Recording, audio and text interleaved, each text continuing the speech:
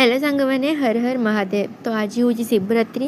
आम सका मंदिर जापरूँ तो आम 12टा पाखापाखि बेले मंदिर गलु।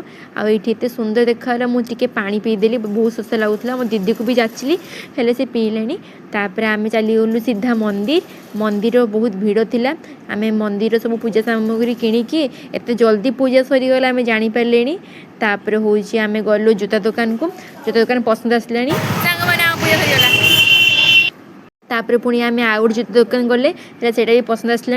आम गले कस्मेटिक दुकान चूड़ी किनापी, चूड़ी किसी भी पसंद आसला। तापर आम लास्ट को राति आम बाहर पूजा देखापी। आम घरे दीप लगे किंतु टिके बाहर को जाइए भोग खायापी। राति हूँ दीप महादीप उठला पर ही भोग प्रसाद देवे। तो हेतु जाइए आम बुलायापी। आईटी बहुत भिड़ थी। आपण मानक देखो केमी कौन थी যাই হবে নি এটা বন্ধ ভুলেই দিও ক্যামেরাটা এপড়ে দেখিয়া তো ভিতরে যাই বসছেন, সেপটে সেপটে যাই বসছেন। এই দেখো এপটে রাস্তা আছে।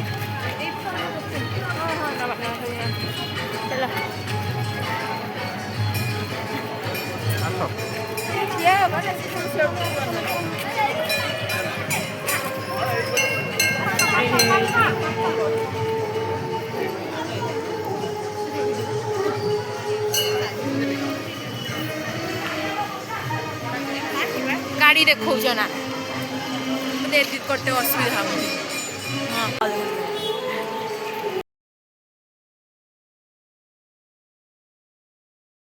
आम से पहुँच गलु रसुलगढ़ दुर्गा मंदिर में। देखो सांग मैंने केते सारा झील मैंने सब बस दीप जावाई।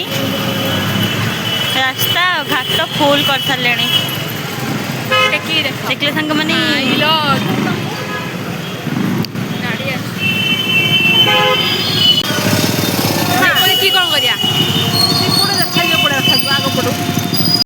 उपास पिला माने खाइबेनी। तो आम टे मक्का खाइला ये देखिले केते सुंदर सुंदर सब गिफ्ट्स वगैरह। भाई देखी तो मो मन लाखी एत सुंदर। तापर पक्षी को देखो सांग मैंने ये क्यूट होती पक्षी। हेले आगु तो नहीं हेनी छाड़ खाली देखिकी मन भरीदवा कथा। किंतु बहुत सुंदर होती। मु मिट्टूर प्राइस पचारि हेले से मना कले कि मिट्टू ना। तो मु पलि आसली तापर घोरिकी।